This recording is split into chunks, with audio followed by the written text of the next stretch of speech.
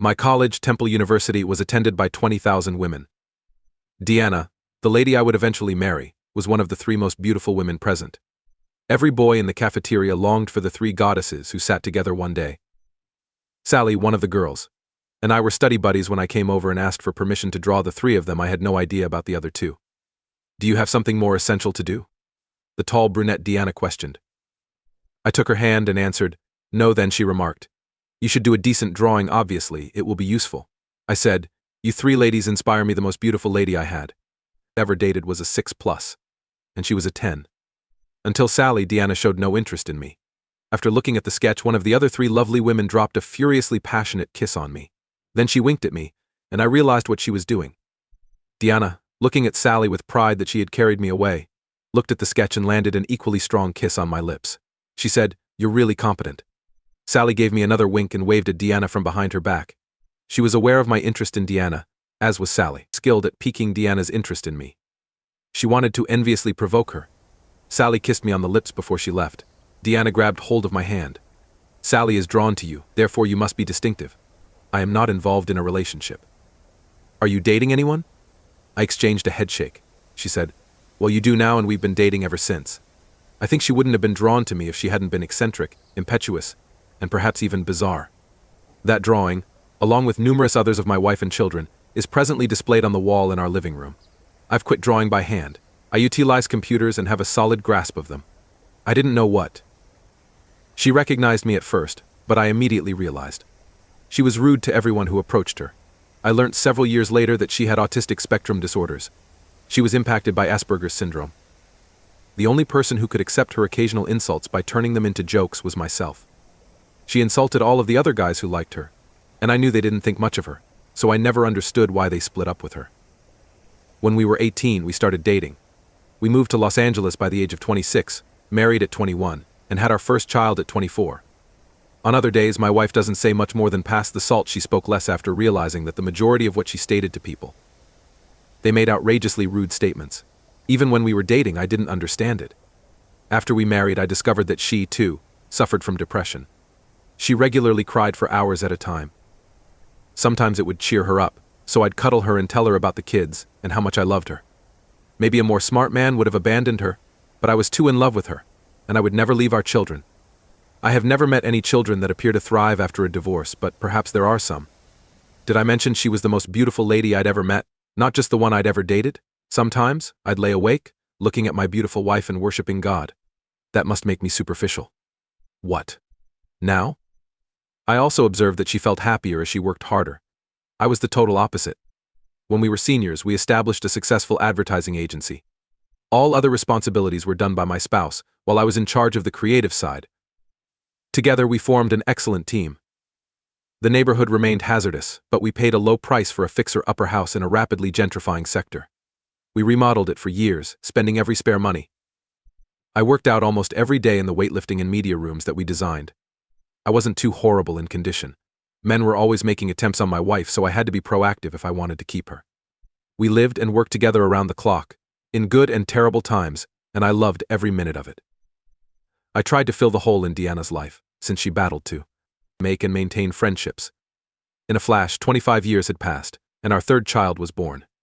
Then things got horrible, and I was utterly unaware of it. My husband was developing. She cried in my arms one day, telling me that men had stopped flirting or gazing at her whenever she entered a room, and how desperately she wanted and missed that. Despite my assurances that she was still beautiful, she cried every day when she glanced in the mirror and saw the lines on her face.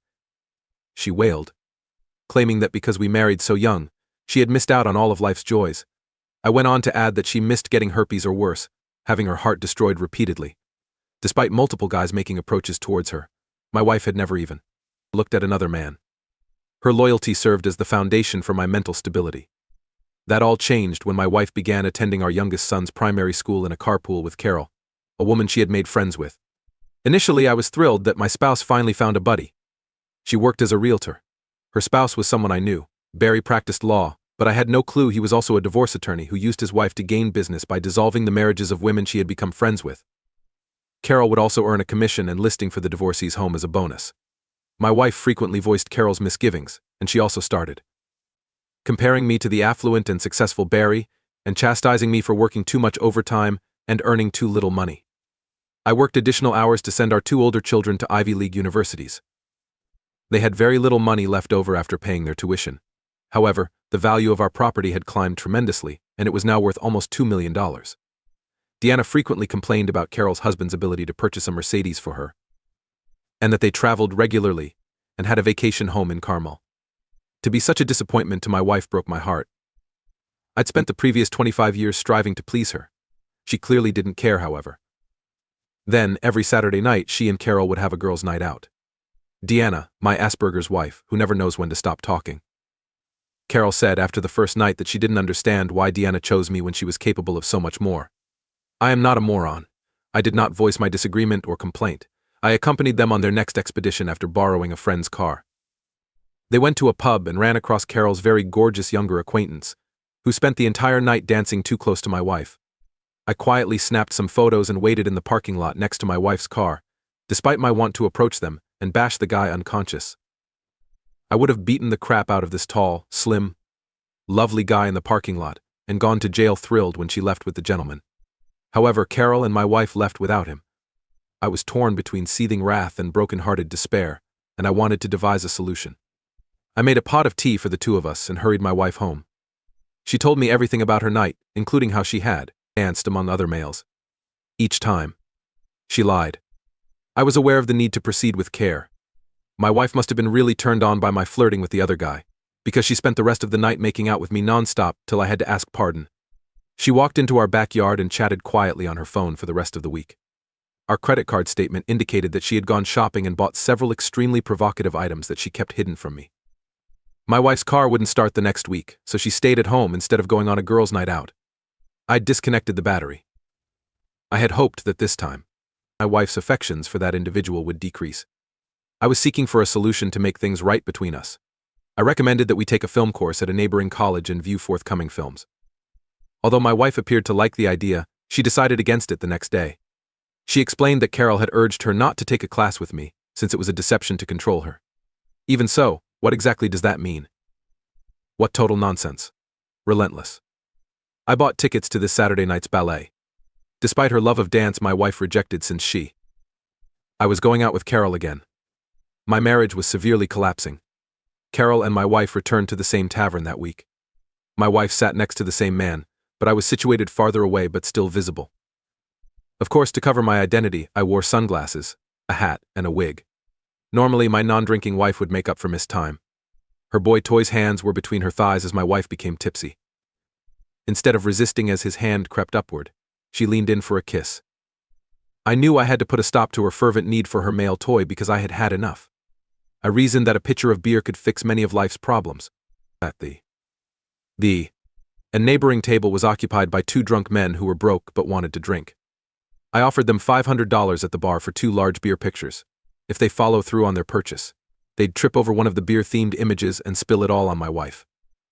They agreed, and a little time after, my wife and her sumptuous new shoes and clothes were coated in half a gallon of beer, emitting a distinct brewhouse odor. After cursing the men, she attempted to dry herself off in the ladies' lavatory. She departed the restaurant alone and returned to her car. I followed behind at a safe distance. The automobile veered out of her lane. She drank too much booze.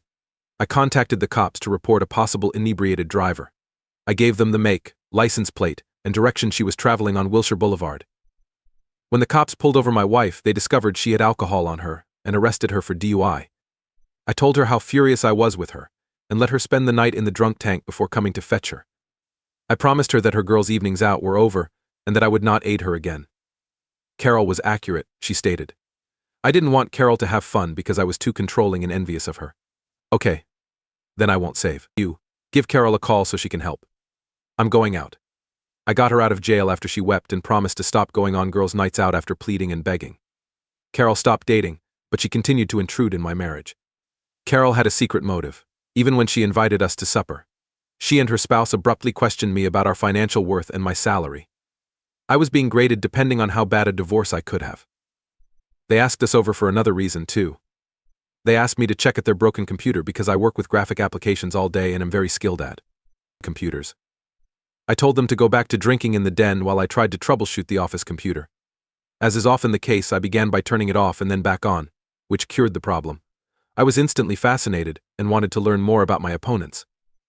Finding the husband's QuickBooks and accounting information on the computer did not take long. He earned about $500,000 each year for 5 years, but after checking his TurboTax return, I learned that he only contributed $20,000 to the IRS. I printed down all of this information and placed it in my pocket. You'll never want to underestimate me. You would never realize that I am chasing you. And it was headed for these two. After we left that evening, my wife informed me that Carol had offered an invitation to spend a week beginning on Labor Day Friday at her vacation home in Carmel, California, 300 miles north of Los Angeles. I thought it was wonderful. She was fatigued and needed to relax. I hired a private investigator to follow her around the next day, maybe for a tryst. As a fuck you gesture, I purchased a few dozen condoms and placed them in her luggage. I bought a burner phone at the PI's instruction to make a divorce more difficult. Just a relevant subpoena to locate our correspondence. My wife lost her balance while carrying 2 large suitcases out of our home. She faltered, fell, and smashed her face against the hill, tearing her eye black. Apparently, the PI followed her to her friend's seaside property, but called to inform me that my wife had picked up a man at Carol's house instead of Carol. They traveled 100 miles south rather than north to reach Carmel. It came out that the man my wife danced with in the photo I sent to the PI was the same one. They eventually found themselves at Laguna Beach Hotel Room 515.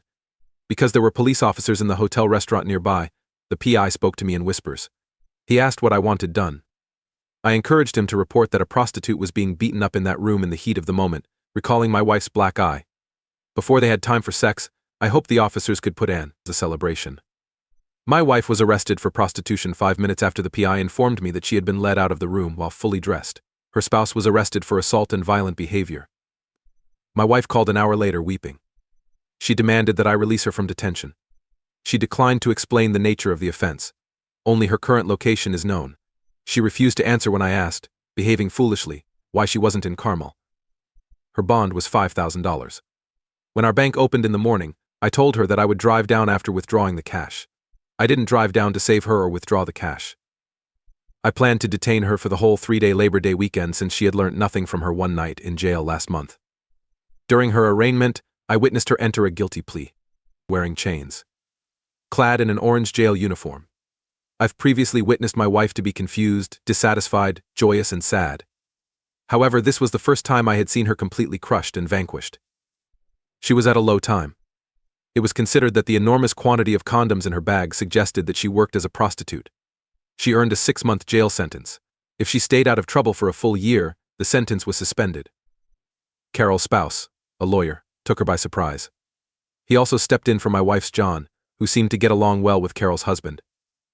My private investigator checked into it for me and learnt that Carol's husband had represented all 3 wives' names in 3 previous divorce cases involving the boyfriend. My wife asked me not to file for divorce nonetheless. I learnt that. Carol had connected my naive wife with a gigolo so she could get a 6% commission on our $2 million home, while her spouse earned a few $100s representing my wife. I didn't file, because I was too busy caring for my children and my insane, neurotic, miserable wife. The second reason was that I refused to pay that violent lawyer and his bloodthirsty wife a penny of our money. I also wanted to remain married since I would lose my younger child, my home, and my alimony payments to my ex-wife until Judgment Day. I also didn't want to relocate from my magnificent house to a walk-up, 1-bedroom flat in a bad neighborhood. Finally, my wife saw that Carol was just trying to be her friend and recognized her as a simpleton and weak, willing scapegoat who is readily deceived. I informed my wife that while some individuals got away with adultery, karma would always find her, and the next time she cheated, I would put her in jail for 6 months. I also informed her that if I had the smallest suspicion that she was seeing another man, I would email her conviction papers and mugshots to everyone she had ever met. I stated that sometimes I would engage a private eye to track her movements, and other times I would do it completely on my own. I'd know if she went astray, and vengeance would be swift and severe. When I asked whether I had been such a bad spouse, she said no. She just became addicted to the attention, confirmation, and praise she received from a charming young man who felt she was lovely and desirable. She also. I missed the excitement of the organized excursion to Laguna Beach and the covert meeting at the club. I stated, "If you enjoy being jailed, you can continue your behavior. I'm a really laid-back guy. I last had a fight in 9th school." He was much larger than me. Despite knowing he was going to beat the very hell out of me, I refused to give up. He carried it out. My nose was bleeding as I departed. My only hurt to him was getting my blood on his clothing. I am not violent or rough until you try to rape my family or myself. Even if I don't win, I refuse to quit up. Barry's tax return and financial details were submitted to the nearest franchise tax office in California and the Federal Internal Revenue Office. They emphasized that I may be eligible for a reward provided my information was valid. I had some more fucking to do with him. A lawyer or real estate agent's license may be revoked if they are found guilty of tax evasion, a morally reprehensible criminal. My final 2 travels of the day were to the Real Estate Commission and the State of California Bar Association offices, which housed Barry and Carol's money and tax files. The IRS's forensic accountants also determined that Barry had embezzled money from his clients. The fact that he employed a gigolo to break marriages did not irritate the state bar. I informed them that he was a nasty lowlife who damaged families. They handed me the. I got the idea that I was a simpleton who deserved no attention. I then referred to the lawyer as a low-life shit scum. That is probably redundant. What else do you expect from a lawyer? As I raced out. A few months later, I was delighted to read in the newspaper about Barry, a well-known divorce lawyer in the region who had been charged with tax evasion and had his license revoked. Barry and Carol owe more than $1 million to the Franchise Tax Board and the IRS. His house safe held about $400,000 in unreported cash, which the IRS seized. Barry spent 2 years behind jail. To pay his delinquent taxes, his home and vehicles were confiscated. I won a Mercedes-Benz. His wife was at an IRS auction for a song. I told my wife that it's simple to live the high life, like Barry and Carol, as long as you don't pay taxes. After I paid my taxes, I saw that, in comparison to them, I was an embarrassment, since I had significantly less money. After a year, I received a $40,000 IRS award and gave my wife to a luxurious trip to Tahiti, where we finished rebuilding our marriage. Carol works as an overweight cashier at our local supermarket. Being able to gloat. I grin at her and make sure to always be in line at her cash register. In the parking lot, she must go by her old Mercedes-Benz convertible to get to her car, a 20-year-old Honda Rust bucket, so I make certain she understands I own it. She never understood how the IRS got hold of her and her husband. Yes, karma is a bitch.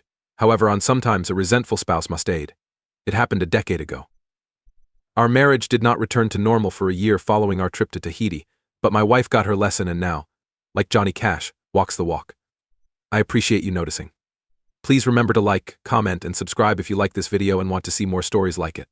Until we meet again. Meet.